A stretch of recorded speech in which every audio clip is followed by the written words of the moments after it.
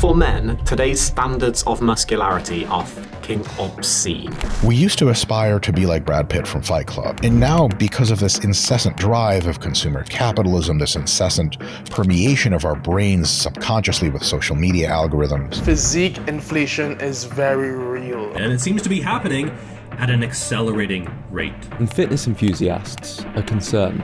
We are led like sheep into the slaughter to ever more muscular and lean physiques. To the point where a great physique 10 years ago can be considered average or even bad by today's standards. 𝗕𝗁𝗀, 𝗕ci𝗱𝗆, their natural status used to be perceived as highly questionable. Today, people are calling them average. I don't know the science-based guys. Why is it that you remain so mediocre, yet you know so much? A shift we can see in Baywatch, Marvel movies, amongst modern superheroes, reality TV shows, and suspiciously muscular Netflix teenagers. Can you rate this guy's physique? Can't see him. Oh. What is wrong with you? You think this is a dad bod? Have you seen what most dads actually look like in the real world? Experts are worried it's an issue that's trickling down from the bodybuilding world, an illusion driving many to shortcuts. Hot take, but I think guys being a little overweight like this is attractive. What? Male body dysmorphia is on track to overtake female body dysmorphia within about 2 decades. So why are experts worried? It's about to get a lot worse. And how did we end up in this position?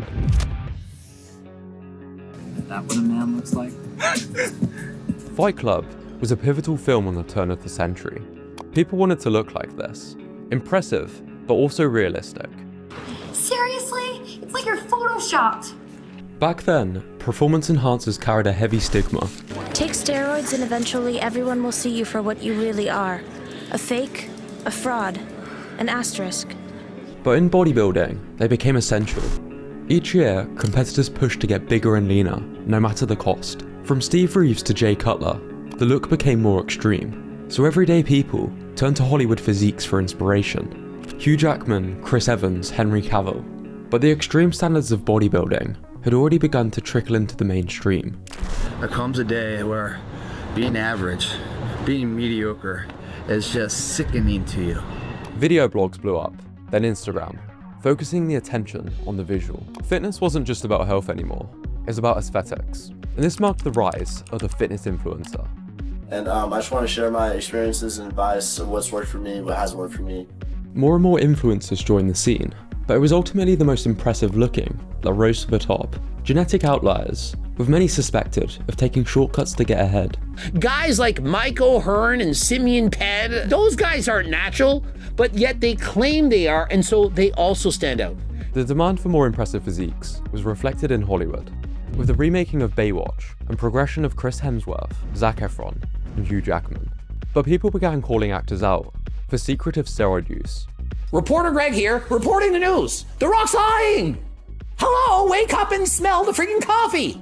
This kindled the demand for humbleness, honesty, and transparency. So a new type of influencer emerged. I am sick of fake influencers. But some people started being a little too transparent. Yo, what's going on, guys? Today I'm going to teach you some steroid maths. Perhaps normalizing and glorifying steroid usage. It became less taboo and more accessible, which led to a sharp rise in young users. That's why I went viral originally in short form, because nobody ever thought about posting videos of them injecting steroids and then working out.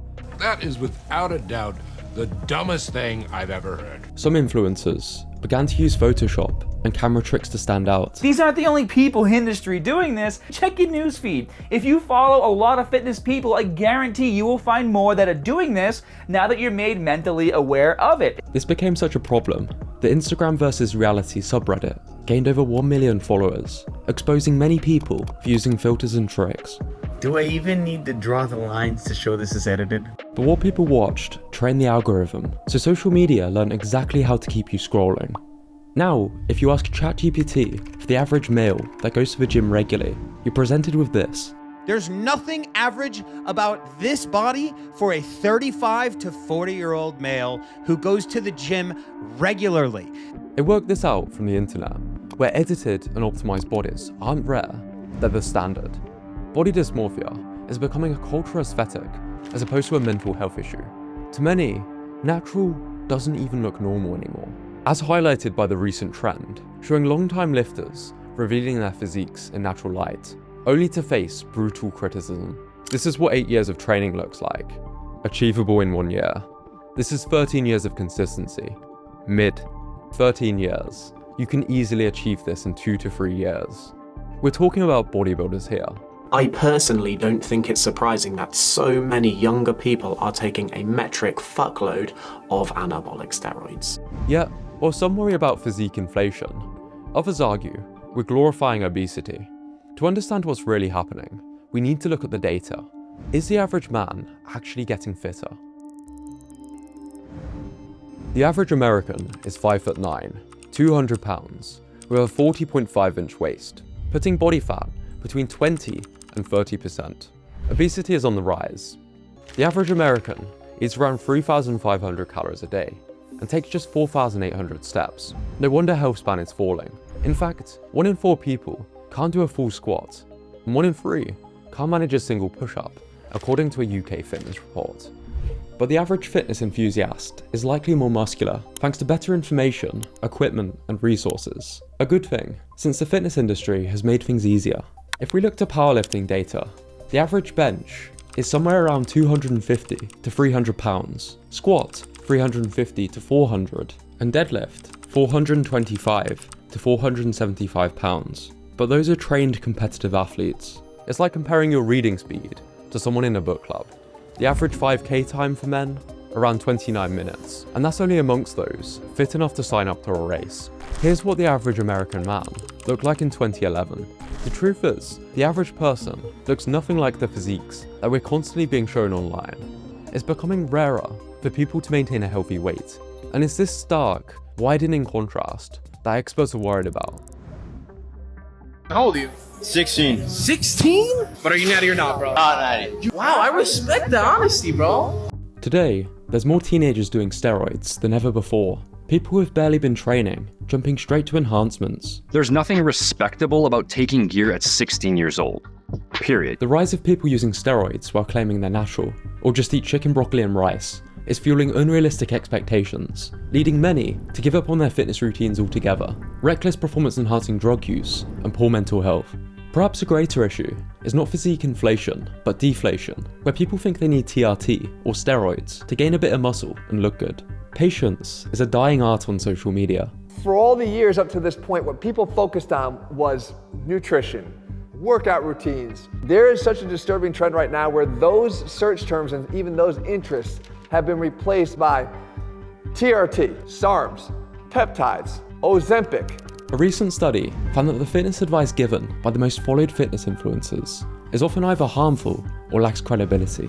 Hardly a surprise when the most extreme stuff rises to the top.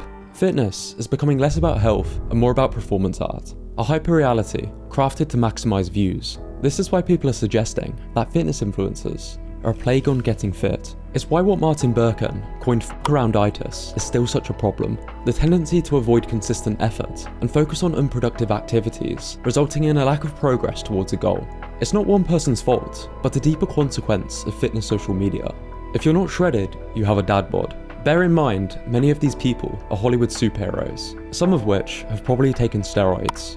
And this is literally Superman. However, a large reason these sort of posts go viral is because they're such wild takes.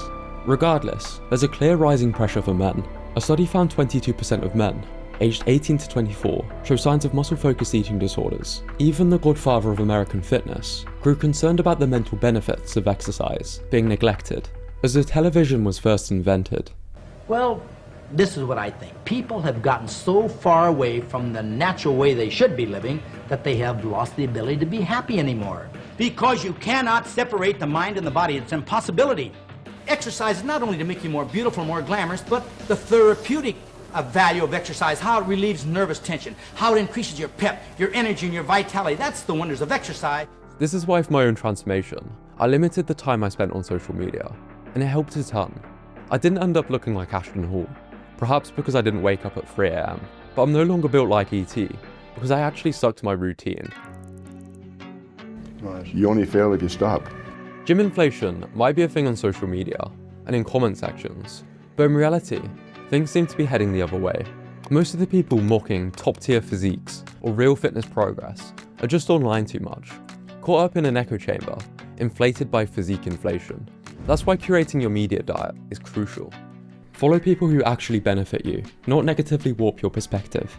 The term influence means to have an effect on the character or development of someone. Be mindful of who you follow and be careful of who you let influence you. Be proud of your own progress, and remember that a vast industry profits off your insecurity. In other words, it's best to focus on your own habits, because it's hard to worry about other people's grass being greener when you're more focused on watering your own.